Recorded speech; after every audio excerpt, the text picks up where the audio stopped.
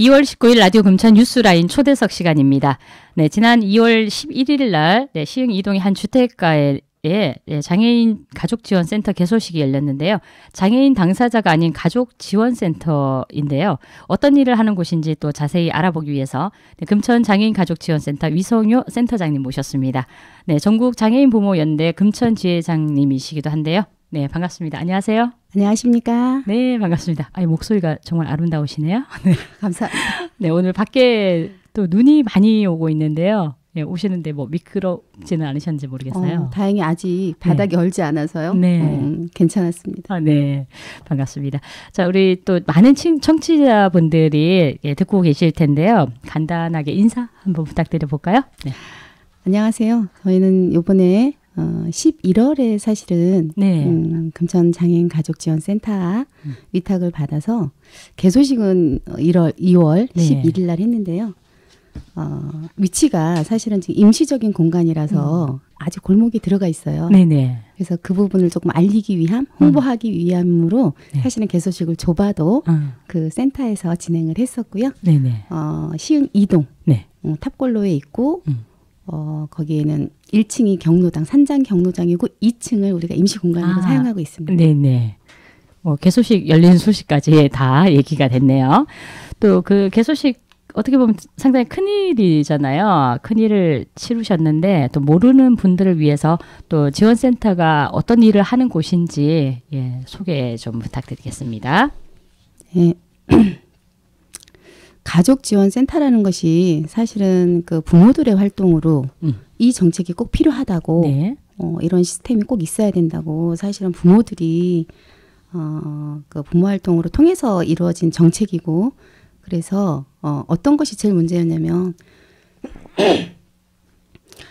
당사자들도 굉장히 중요하고 꼭 그 해줘야 되는 것들이 많지만 비장애인이나 아니면 가족들이 겪고 있는 힘듦, 어려움들을 누구 하나 관심 있게 봐줄 수 없었던 상황이라서 네네. 그런 것들을 어떻게 보면 지원을 할까? 네. 내지는 가족 중에 사실은 장애인분이 한 분 계시면 온 가족이 다 사실 거기에 매달릴 수밖에 없는데 네, 현실이 좀 그렇죠. 네, 그렇죠. 예. 그래서 그런 것들을 지원센터가 조금 또 다른 가족이 되어서 네네. 한번 해보자라는 네. 그런 취지와 네. 당사자와 가족들을 위한 최소한의 평범한 행복을 조금 느낄 수 있는 것들을 네. 또 다른 가족으로 한번 해보자라는 의미로 네. 지원센터가 생기게 되었죠. 네. 지금 센터장님 말씀하신 것처럼 우리가 장애인들 당사자도 사실 어려움이 많잖아요. 그런데 그와 더불어서 함께하는 가족들의 어려움도 정말 많죠. 예. 그래서 또 뭐 여러 가지 부담해야 되는 그런 부분들도 참 많을 텐데 어떤 부분들이 어려운 부분들이 있을까요? 뭐 여러 가지 측면에서 접근할 수 있긴 하겠는데, 네. 첫째는 사실 오픈을 하기가 두려운 거예요. 가족분들이요? 네네, 가족분들이 그렇죠. 우리 집에 있다라는 걸 오픈하기가 힘들죠. 우리 집안에 가족 중에 장애가 있어 하면 보는 시선부터가 사실은 다르기 때문에 어머 얼마나 힘들까?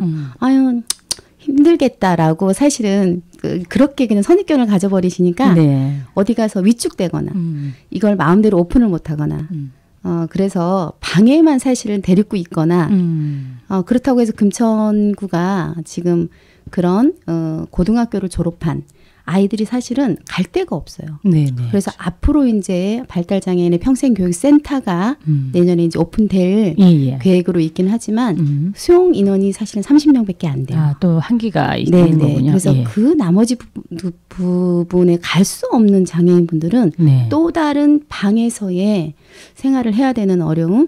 그래서 이것이 사실은 조금 늘어나야 되는 지역에서 확대돼야 되는 부분이기도 한데요.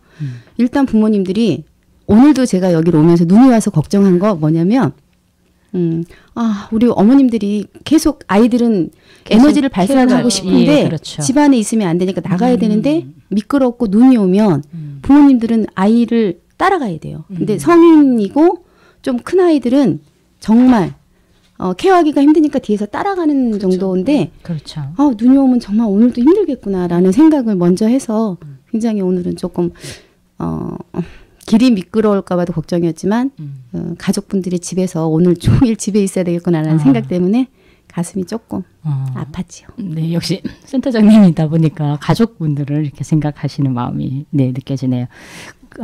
결국은 어떤 이제 주변에서 바라보는 인식 개선 이런 네. 것들이 사실은 절실히 요구되는 부분이기도 하잖아요. 사실 뭐 늘 부딪히는 사람들은 어쩌면은 좀 더 이해 폭이 더 넓긴 하겠지만은 바라보는 시선들은 또 꼭 그렇지만은 않은 거는 것 같아요. 그렇죠? 네. 이건 좀 다른 얘기인데 네. 그래도 금천구에는 이 장애를 가지신 분들을 좀 고용하는 회사들이 조금 있지 않나요? 많지는 않은데요. 작년부터 사실은 더 좀 적극적으로 네.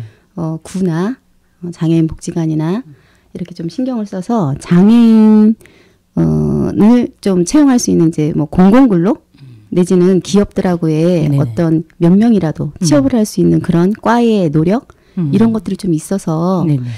점점 좀 확대돼야 되겠다라는 생각도 과와 지원센터와 다들 하고 있기는 합니다. 네. 지금 그 얘기가 나와서 저도 예, 네. 말씀을 드리는 건데 개소식 때 언급된 그 내용 중에서요. 서초구에서는 장애 아동이 그 오케스트라 단원으로 직장을 얻었다는 얘기가 있었잖아요. 그러면 그 장애인 가족 지원을 하는 데 있어서 장애인 당사자의 어떤 경제적 독립 그리고 노동권 보장이 또 생애 주기에 있어서도 또 중요한 부분이긴 하잖아요.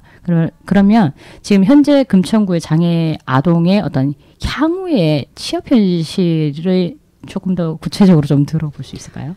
아직 구체적으로 이게 네. 이렇게 된다라는 사실은 그런 게 나와 있진 않아요. 네. 문재인 대통령이 사실은 종합적인 계획을 좀 발표를 네. 하셨고 그래서 앞으로 국가가 어쨌든 조금 케어하고 사회에서 함께 갈 수 있도록 이런 종합적인 계획과 발표를 좀 약간은 하셨고 앞으로 더 구체화는 돼야 되는데요. 네네.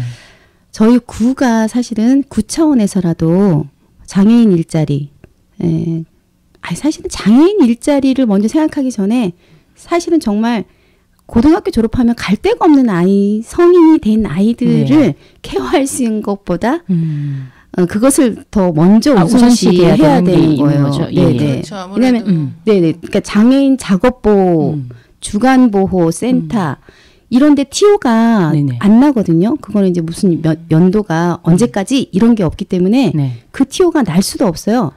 나면 저희가 이제 특수학교는 초, 중, 고 전공 과정 2년을 더 할 수 있는 과정이 있는데도 불구하고 거기가 TO가 나면 전공과를 포기하고 가요. 내가 2년을 이 아이를 학교에서 케어를 받을 것이냐, 쭉 주간보호 센터에서 케어를 받을 것이냐, 이거를 선택을 해야 되는 거예요. 네, 가야 되는 상황이 가야 되니까 되는 학교를 거죠. 그만두고 가는 거예요. 그러면 진짜, 이 네. 금천구의 그런 뭐 볕바라기 뭐 이런 것처럼 주간 그런 보호 시설이 네. 어느 정도고 그 수용할 수 있는 인원은 어느 정도 되는 거예요? 혹시 더 나가서 금천구의 그런 시설에 아까 학업을 포기하고 가야 된다고 말씀하셨는데 거기를 갈 정도의 그런 장애를 가진 장애인분들은 몇 분이나 계시는 건지 이게 다 수용이 되는 건지 아니면 외지에서 오시는 건지도 궁금하거든요. 외지에서는 거의 오시는 분들은 없을 거고요. 네. 저희도 주간보호 센터가 그냥 많지 않고 하늘이 뭐 이렇게 한 2군데, 3군데밖에 없는 걸로 알고 있어요. 거기도 인원이 지금 한정되어 있어서 그리고 조건도 사실 우리가 등급제 폐지를 한다고 네. 하잖아요. 근데 하물며 그런 데서 사실은 등급에 관련돼서 자꾸 서류를 받기 때문에 네네. 사실 그 등급제 폐지가 얼만큼의 효과가 있고 그것이 어떤 의미가 있을까 이런 생각이 들기도 하고요. 엊그저께 이런 이제 문의가 들어왔는데 네. 정말 키울 수도 없고 내가 저기 할 수도 없으니 이거를 어떻게 했으면 좋겠냐. 그리고 그게 그분이 중국도 교포시고 귀하를 안 하신 분이라서 복지카드도 못하고 근데 지적 1급이긴 하고 자폐성도 1급이긴 한데 네. 복지카드 자체를 못 만드는 거예요. 그렇죠. 네. 그래서 이제 과하고 얘기를 해서 이분이 이제 졸업을 15일 날 졸업을 했기 때문에 정말 집안에서만 같이 살아야 되는 거. 아직 기저귀도 못 된 그 아이인데도 그래서 이제 알아보니 사실은 거기를 이용할 수 있는 조건이 하나도 없고 다 서류상에 부합돼야 네. 갈 수 있는 거라서 그렇게 제 그 사각지대에 있는 우리 그런 발달 장애인 내지는 장애인 분들이 좀 이용할 수 있는 그런 것들이 좀 생겨야 될 것 같다. 그런데 그게 무슨 등급제를 폐지한다고 해서 그게 다 수용을 할 수 있을까? 그렇지만은 안 되죠. 그래서 이게 의미 없는 등급제 폐지는 되어서는 안 되겠다라고 생각을 하고 있습니다. 말씀하시는 등급제가 그 정도에 따라 급수를 매긴다는 말씀이신 그렇죠. 거죠? 1급에서 6급까지 있으니까요. 그럼 그 시설에 갈 수 있으면 몇 급은 돼야 되는 거예요? 이제 중증을 사실은 케어할 수 없으니 중증이 좀 우선순위긴 해요. 중증하고 또 조금 그 소외계층 이런 조건들이 조금 맞아야 되긴 하죠. 네. 뭐 약간 장애 아동의 어떤 뭐 취업이라든지 뭐 공간적인 이런 부분에 대해서 좀 전혀 지금 확정되어 있는 것도 없고 보장되어 있는 것도 없어서요. 네네. 근데 저는 그 장애를 가지신 분도 사실 실질적으로 이렇게 훈련이 잘 되신 분들이 일을 하시는, 저도 그런 경험이 있었고 같이 일을 한 경험도 있었고 잘 하시는데, 저는 사실 그 가족들이 부모나 아니면 그 뭐 부모가 장애가 있을 때 그 자녀들이 일할 수, 저희도 되게 현실적인 거잖아요. 근데 저희가 회사에 매여 있으면 가족들을 돌볼 수가 없잖아요. 근데 이게 전혀 반영이 안 되니까 더 힘들어지는, 이 부양도 못 하고 자주 뭐 어떻게 케어가 안 되니까 그래서 더 생활고에 시달리고 이런 게 아닌가 싶은데, 물론 이제 당사자가 자립할 수 있는 게 가장 좋긴 하지만 그 가족들도 어쨌든 경제적으로 뭔가를 이렇게 좀 아이를 좀 보면서, 그 장애가 있는 아동을 좀 보면서 할 수 있는 일이라든가 뭐 이런 걸 찾았으면 좋겠는데, 사실 저도 이렇게 얼핏 들은 게 그 발달 장애가 있는 아이의 엄마들이 그 돌볼 수 있는 자격증을 따서 서로 돌린다고 하더라고요. 수당이라도 받으려고. 왜냐면 일을 전혀 못하니까 아이를 따라다녀서 케어를 해야 되니까, 내가 이렇게 공부를 해서 그 자격증을 따면 내가 너의 애를 내가 봐주는 것처럼 봐줄게. 그러면 우리 애는 네가 봐주는 걸로 해서 서로 자격증이 있으니까 그걸로 수당이라도 좀 받으면 뭔가 수익이 나니까 그렇게라밖에 할 수가 없다고 말씀을 하는 걸 들었거든요. 좀 현실적으로 그 가족들이 되게 안타깝죠. 근데 사실 그렇게 하시면 안 돼요. 왜냐하면 그 활동 보조라는 그런 정책이 나온 건 장애 아이들이, 장애인들이 집안에서만 갇혀 살까봐 엄마가 너무 피로하고 아빠가 너무 피로하니 이 장애 아이를 1시간만 봐도 사실 넉다운 되거든요. 힘들죠. 힘들어요. 근데 그것들을 하루 종일 봐야 하는 엄마가 넉다운이 되면 사실은 바깥 출입을 안 하게 되고, 그래서 그 바깥 출입, 사회생활, 뭐 이런 낮생활들을 활동을 그 활동 지원사를 통해서 하라고 사실은 그것들이 나와 있는 건데, 그런 것들이 생기면 부모님들이 사실은 경제적으로 힘든 거 맞잖아요. 그렇죠. 그래서 그렇다고 하는 얘기들을 저도 듣기는 하거든요. 근데 왜 저렇게밖에 할 수 없는 것들을 우리가 나쁘게만 볼 것이 아니고 그 목적을 달성하고 그 부모님들에게도 최소한의 경제 활동을 할 수 있는 뭔가가 된다면, 부모님들이 그럴까? 그 아이 보면서 서로 바꿔가면서 하는 그 자체만으로 난 너무 서글픈 것 같아요, 사실. 그렇죠. 그거밖에 어쨌든 내가 경제 활동을 할 수 없는 상황이라면, 그래서 저희 바람이긴 하지만 금천구라도 장애인 가족분들이 최소한의 생계를 조금 할 수 있는 경제, 거기를 조금 활성화 지원을 좀 해주는 게 어떨까, 그런 생각이 듭니다. 그러면 활동 지원사분들은 활동 지원사분들로 해도 일자리 창출로 해서 일자리가 생길 거고, 부모님들은 부모님대로 나름 아이한테 또 가족, 그 장애를 가진 가족분들한테 그나마 그 시간이라도 좀 해방되어서 자기 생활을 가질 수 있는 것이 굉장히 바람직할 것 같다고 생각합니다. 그런 방향을 찾아 나가야 되겠죠. 지금 뭐 말씀하신 것처럼 이런 여러 가지 어려움들을 극복하기 위해서 사실 센터가 개소가 된 거잖아요. 그래서 어떤 서비스를 제공하시는지, 또 그 리플렛에 이렇게 보니까요, 뭐 장애인 가족 서비스 상담 및 기관 연계, 지역사회 장애인 가족 지원 네트워크 등 이런 사업들이 참 많이 있는데요. 어떤 사업들이 있는지, 뭐 어떤 서비스를 제공하는지 그런 얘기 좀 들어보도록 하겠습니다. 제일 중요한 건 사실은 상담인 것 같아요. 가족분들이 상담을 주민센터나 이런 데 가서 산다고 해도 시간이 계속 쫓기세요. 공무원들이 바쁘니까 네. 막 눈을 막 어떻게 막 하면 내가 이런 얘기를 좀 털어놓고 내 속 얘기를 좀 했으면 좋겠는데 그래서 조금 뭔가 도움을 받았으면 좋겠는데 그럴 만한 여건이 안 되니까 그냥 오세요. 그냥 좀 일괄적으로 좀 전담을 해서 할 수 있는 팀이 있어야 되는 거죠. 예. 그래서 그 역할을 사실은 장애인 가족지원센터가 정말 편안하게 이야기를 다 하실 수 있도록 네네. 그런 부모 상담, 가족 상담을 하고 있고요. 그다음에 우리 부모님들이 갑자기 애경사나 주말에 어떻게 가야 되는 상황이 생기면 그 가족 때문에 그 장애인 가족 때문에 사실은 아무것도 사회생활 할 수가 없고 그래서 그럴 때에 긴급 돌봄을 신청을 하시면 가족지원센터에서 그러니까 집으로 파견이 좀 나가서 오실 때까지 2시간에서 최대 8시간까지 긴급 돌봄을 해드리는 그런 사업도 있고요. 그다음에 아까 말했듯 일단 장애 아이가 있으면 비장애인 형제자매들이 있어요. 네, 그렇죠. 근데 거기까지는 굉장히 뭔가를 우리가 바라보거나 어떻게 해야 된다라는 인식이 잘 없었고 당사자만 생각을 많이 하죠, 주력이. 그래서 우리 센터에서는 비형제, 형제 자매들에 대해서 관계 형성 그리고 심적으로 우리 엄마가 우리 부모님이 나한테도 관심이 되게 많아.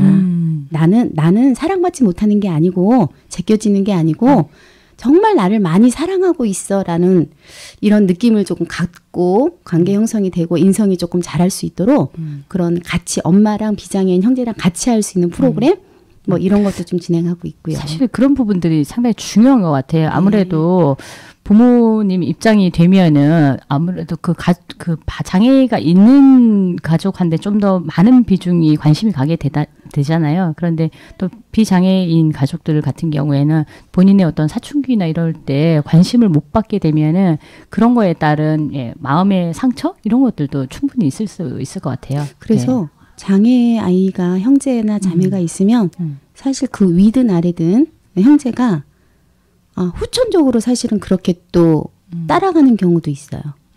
그게 환경 때문에. 그래서 그런 것들을 미리 조금 예방하고 관심 갖고 그런 일이 없도록 저희들이 그런 쪽으로 조금 신경을 써야겠다라는 생각도 듭니다. 네. 이건 뭐 가족뿐만이 아니라 사회적으로 어떤 국가적으로 좀 더 많은 관심을 갖고 해결을 해야 할 과제가 아닌가 싶습니다. 맞습니다. 그러면 혹시 이렇게 이 센터를 지금 이제 개소식 한 지 얼마 안 되셨는데 뭐 이용하려면 뭐 자격이나 무슨 이런 게 필요할까요? 아니요. 자격은 사실 특수교육 대상자도 상관없고요. 네. 장애 등급을 받기 전에 특수교육 대상자라는 이런 그걸 받으면 장애인과 똑같은 교육과 이런 것들 다 받을 수 있어요. 그래서 특수교육 대상자라든가 아니면 뭐 복지카드가 있다든가 딱히 정말 그게 뭐 이렇게 중증만 하는 거 아니야? 네. 그러는 게 아니라 1급에서 6급까지의 어쨌든 장애인분들이면 그 가족들이면 그 가족이 딱히 직계 가족이 아니어도 고모, 이모, 뭐 할아버지, 할머니여도 다 오셔서 활용하시면 됩니다. 그런 부분 참 좋은 것 같아요. 뭔가 우리가 이용을 하려고 하면은 꼭 자격을 따지게 되고 이건 안 돼, 저건 안 돼 그러다 보니까 막상 내가 이용하려고 하면은 이용할 수 없는 경우들이 사실 너무 많거든요. 그렇죠. 맞아요. 좀 많이 오픈이 돼서 다양하게 또 많은 분들이 활용을 할 수 있으면 좋겠다라는 생각이 듭니다. 네.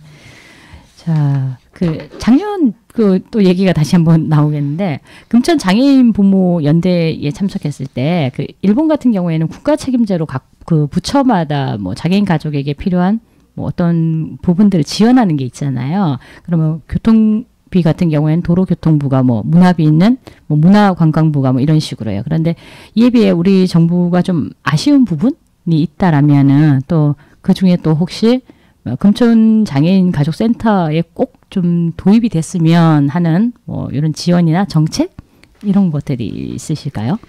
지원이나 정책 부분이라고 하긴 좀 그렇지만 네. 저희 금천뿐만 아니라 다른 타 자치구들도 복지관이 있고 뭐 주간보호센터가 있고 장애인 지원센터도 있고 네, 평생교육 그렇죠. 센터가 예, 있죠. 예. 그래서 복지관하고 어떻게 보면 복지관하고 지원센터하고 어떻게 보면 중복되는 거 아니야? 차별화가 있어야 되는 거 아니야? 라고 이야기를 하시는 분들도 아마 있으신 것 같아요. 당연히 그 차별화는 있어야 되고요. 복지관은 더 큰 틀로 목적과 추구하는 면은 같지만 네. 복지관은 더 큰 틀로 가고 저희는 정말 가족들에 대한 정말 당사자가 아닌 가족들에 대한 위로 내지는 응원 네네. 그렇게 할 수 있다라는 네네. 자부심 이런 것들을 조금 드리는 역할을 해야 되고요. 국가 책임제는 저희가 계속 요구하는 거죠. 저희가 정말 요구하는 게 국가 책임제, 치매가 국가 책임제가 된 것처럼 네네. 노인과 장애인 이 분야에 대해서 사실은 국가 책임제가 맞다.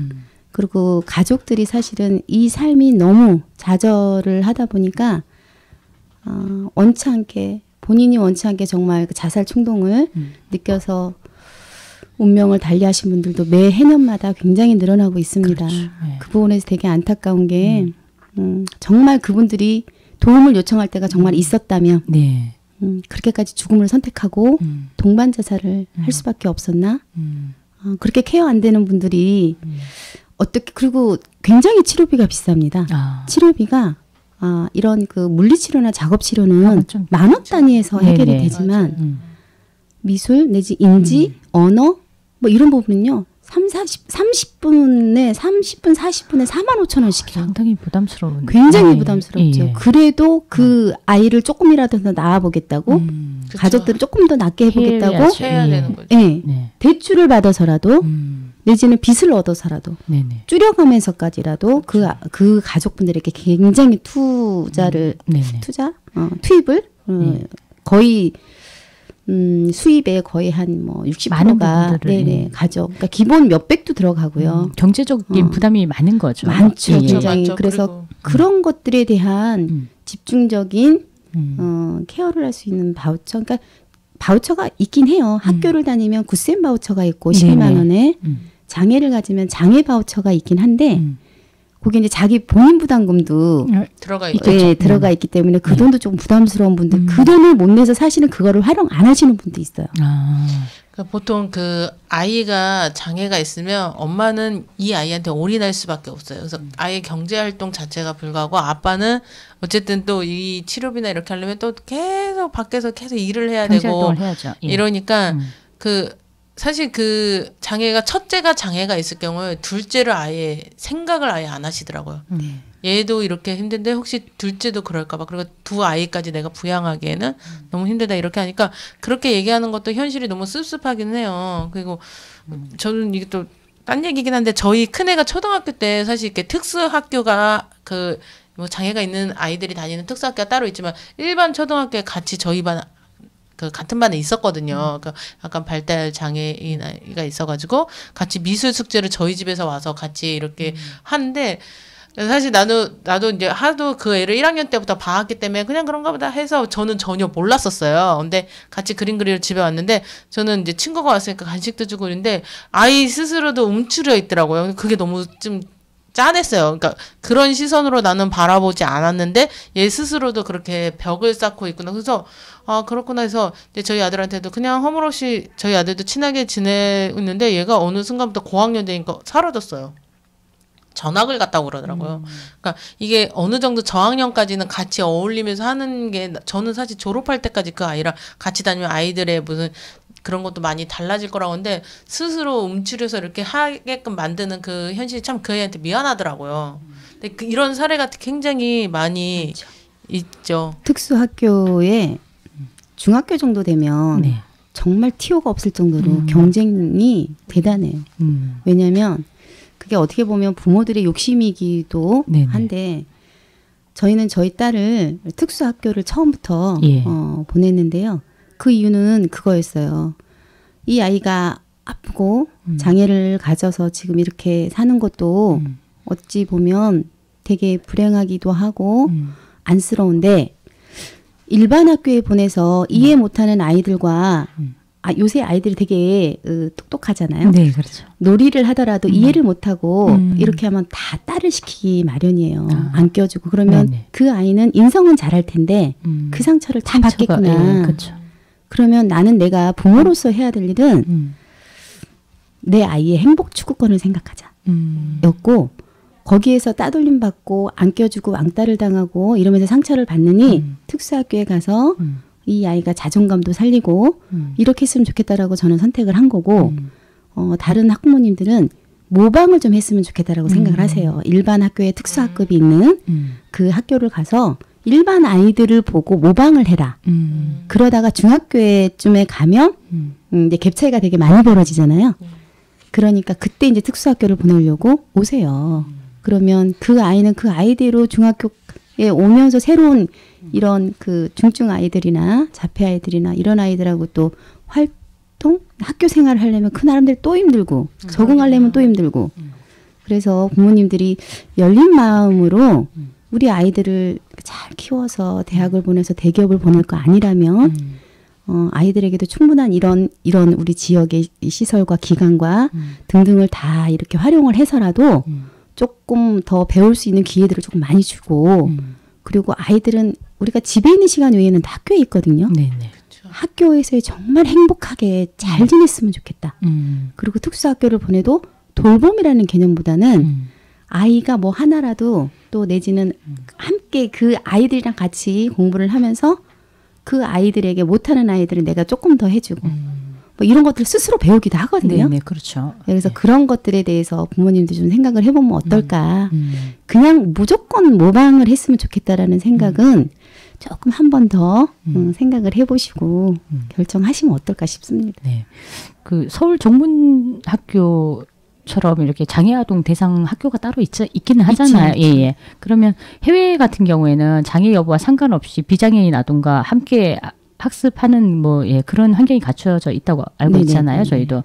그러면 센터장님은 지금 이제 말씀하신 게 그냥 우리 아이는 특수 학교 쪽으로 이렇게 하는 게 더 좋다고 보시는 방향인 건가요? 어떠세요? 아니요. 이제 앞으로 점점 통합이 돼야죠. 네네. 통합이 되는데 이게 이제 인식 개선이 그 장애인에 대한 인식 개선을 잘 확대를 시켜서 장애인 인식 개선이 잘 됐을 때 그거와 다 같이 더불어서 사실은 통합학교가 생겨야지 특수학교라고 해서 특수학교를 딱 지어놓고 별도로 하지 않고 그러면 정말 소외되는 건 마찬가지고요. 네네. 그리고 특수학교가 대부분의 서울이든 지방이든 다 산 밑에 외진 곳에 네, 있습니다. 그렇죠. 왜냐하면 네. 주민들이 다 반대하세요. 그렇죠. 하나 생길 거면 기본 땅 파는 데 3년은 부모들이 정말 울고불고 노력을 해야 되는 부분이고 하물며 아시다시피 교육청에서 예산까지 다 떨어지고 공사만 하면 되는데도 사실은 주민들이 반대해서 못하는 상황들이 되잖아요. 네네. 그런 거를 봤을 때 어쨌든 학교는 좀 통합해야 되겠다.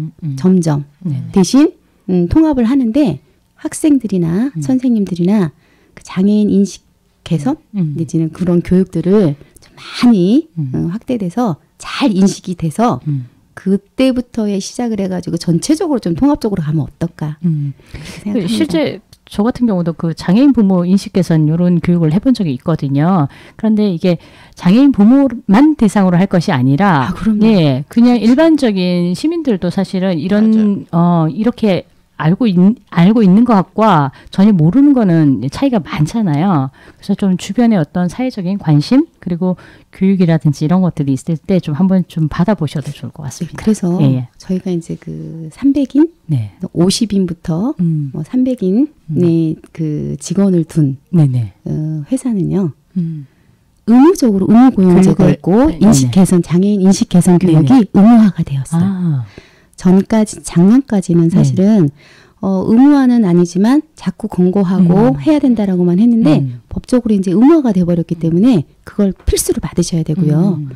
작년 이제 뭐 협치와 그런 그 서울시 참여 예산 등으로 받아서 올해부터 이제 시행하게 되는 게 뭐냐면 장애인 인식 개선 교육을 전에는 이제 그 3학년부터 조금 몇 학급을 시행을 했다면 지금은 한 400학급 그리고 연령대도 낮췄어요.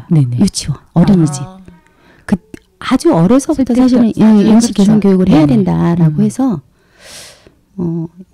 그렇게 해서 시작을 하고 또 이제 협치위원회에서 이제 분과가 있는데 네. 건강복지분과에서 이제 추진하는 일들이고요.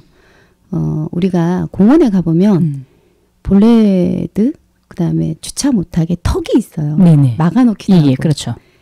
그것 때문에 휠체어가 못 들어가서 그렇죠. 거기에 공원에 장애인분들이 있는 것을 혹시 보셨나요?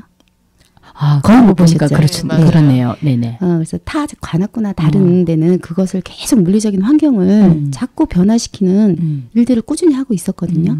저희 금천은 그게 한 번도 없어서 작년에 공론장을 통해서 제가 그 턱이 없는 금천 모든 턱이 없어야 된다. 인식의 턱도 없어야 되고 그렇죠. 세대의 턱도 없어야 되고 물리적인 환경의 턱도 없어야 된다.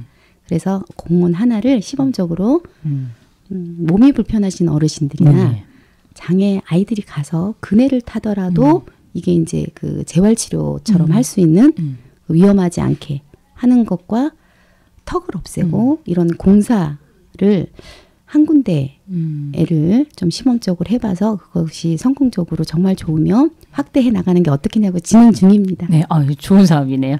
또 확대해서 또 많은 그렇죠. 분들이 활용을 해야 되겠죠. 네. 결국은 사실 장애인이 또 행복해야 또 가족도 행복하고 또 가족이 또 행복해야 또 장애인이라 뿐만이 아니라 사회적으로 또 행복 지수도 올라가지 않을까 싶습니다. 지금 현재 위치가 아까 시흥 이동 주민센터 쪽에 있다고 하셨죠? 예, 맞은편 쪽. 예. 그런데 내년에는 또 구청 옆으로 이사를 간다고 하셨는데요. 뭐 어울림 복지센터 네네. 예, 입주가 되는 건지 그 소식을 그거. 준공은 5월 한 말쯤에 네네. 한다고 이제 나오긴 했는데 뭐 빨라지진 않을 거고 늦어지면 늦어졌지.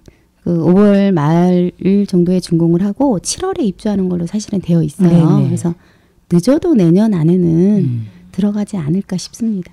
네, 기대가 됩니다. 네. 저도 한 가지 더 질문을 드리겠는데 아까 그 턱 없는 공원을 말씀하셨을 때 그러니까 다른 자치구 말씀도 잠깐 나오셨는데 그 지자체별로 장애인 가족에 대한 예산이나 정책이 많이 좀 다르잖아요.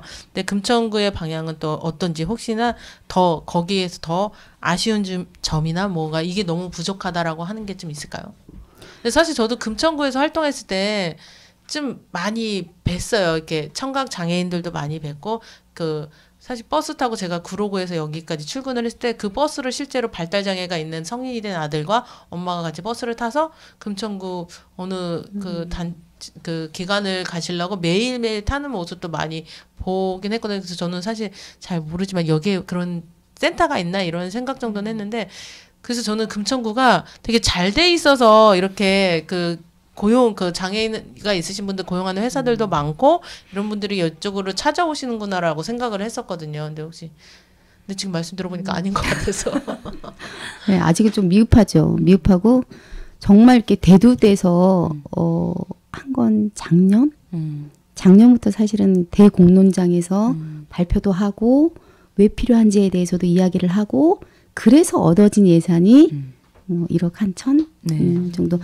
그 외에는 사실상 계속 지속적으로 그냥 고정된 복지관의 뭐 운영비라든가 이런 쪽으로 나갔던 거 외에는 딱히 그런 것들이 배정이 많이 되어 있지 않고 장애인 단체들에게도 사회단체 보조금이라는 그 사업을 통해서 그냥 지급되는 거 외에는 특별하게 이렇게 하는 것들이 없었는데 내년이 굉장히 기대되는 건 올해 어쨌든 가족지원센터가 생겼고 그 기반을 잘 닦아서 내년에는 평생교육센터와 농아협회도 이제 글로 들어오죠. 농아협회도 글로 들어오고 또 이렇게 다양한 어쨌든 장애인 관련해서는 다 그쪽으로 들어오니 원활하게 네트워크가 되겠다. 네트워크가 되면 굳이 지금 생각하는 것처럼 이렇게 따로따로 뭘 하는 것이 아니라 통으로 사실은 그 어울림복지센터에 있는 그 기관들이 통으로 뭔가를 해서 한꺼번에 통합적으로 뭘 해도 되겠구나라는 기대가 좀 있어요. 그래서 내년부터는 아마 그런 것들이 조금 좋아지지 않을까? 이렇게 생각하고 있죠. 그리고 만들어야 되겠죠. 없으면 만들고. 네네. 그 어울림 복지센터 이름처럼 결국은 다 함께 어우러져서 함께 만들어 갈 수 있으면 너무 좋죠. 좋겠다라는 기대와 바람을 가져봅니다. 다시 마지막으로 개인적인 질문 하나만 드리겠습니다. 사실 아까 그 경험 본이 그 위성윤 센터장님의 자녀도 발달장애가 있어서 특수학교를 보냈다 이렇게 말씀을 하셨는데 사실 그 미취학까지는 엄마가 어떻게든 케어를 하는데 학교 보낼 때 되면 엄마들의 고민이 되게 심해지긴 해요. 그래서 특수학교가 있는 곳으로 이사 가기도 그렇고 그렇다고 해서 내 주변에 학교를 다 알아보기도 막 그 일반 학교밖에 없고 막 이래서 뭐 학교 그 입학 시기를 1년 늦춘다든가 뭐 이러시는 분들도 많이 계시다고 들었는데 그래도 좀 먼저 해보신 그 선배로서 좀 이렇게 조언해 주실 게 있나 싶어요. 저도 사실은 그 고민을 1년 6개월을 하고요. 위장장애 때문에 병원에 입원까지 했을 정도로 굉장히 그 부분이 굉장히 예민해져요. 근데 결론은 특수학교를 선택했고 근데 이제 엄마들이 생각할 건 아까 얘기했듯 아이를 조금 생각해 줬으면 좋겠다. 내 욕심보다는. 그리고 사실 이제 중학교에 간다고 하는데 티오가 없어요. 티오 자체가 없어요. 예. 왜냐하면 저희 금천구는 특수학교가 없잖아요. 네, 그렇죠. 그래서 구로나 관악 쪽으로 가야 돼요. 근데 구로나 관악은 관할도 아이가 우선이에요. 네, 그러겠죠. 그러다 보니까 저희가 자꾸 밀려요. 그런 경우라서 일부러 막 이사까지 가고 이사 가서 어떻게든지 거기에 그 1순위가 되려고 굉장히 노력하는 부분 그러면서 울고불고 네, 한탄하는 그런 것들을 되게 많이 봤기 때문에 순리대로 가자라고 저는 조언을 해요. 순리대로 가자. 정말 없어서 일반 통합학교에 간다고 하면 거기에 통합반의 선생님이 사실은 선생님이 어떤 선생님이냐에 따라서 우리 아이들의 방향성은 되게 달라지거든요. 예, 그렇죠. 그래서 그 선생님이 정말 좋은 분이 오시기를 바라고 또 학교에 굉장히 관심 많이 가져야 된다. 그리고 모나게 굴지 말자 우리가. 그냥 장애를 가졌던 것만으로 내 아이가 그렇고 그래서 위축이 되어 있는데 저희 부모님들은 풍선 같아요.